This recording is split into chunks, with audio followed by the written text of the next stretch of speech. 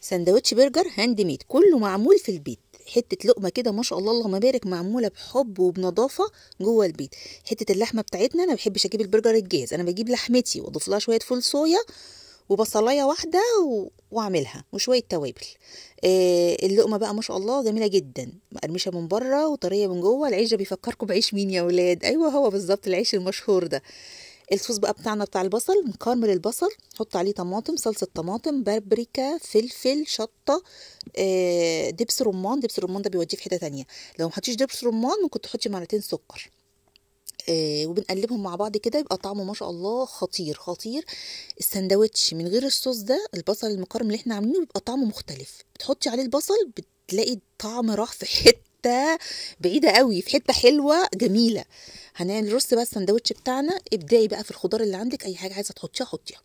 احنا حطينا الكابوتشا بتاعتنا والطماطم واللحمة وصوص البصل اللي احنا عاملينه، شوية فلفل، شوية كاتشب، وما شاء الله اللهم بارك. السندوتش كان مشبع جدا. يعني السندوتش ده لو احنا طلعنا جبناه من بره هنجيبه مبلغ وقدره بامانه، لكن احنا عاملينه في البيت. وبالنسبه لو حد بيقول لي الفول الصويا خطر او غلط، الفول الصويا كتره غلط. احنا بنعمله ايه يعني مره كل كام شهر عبال ما نعمله، ان شاء الله مش مضر ولا حاجه.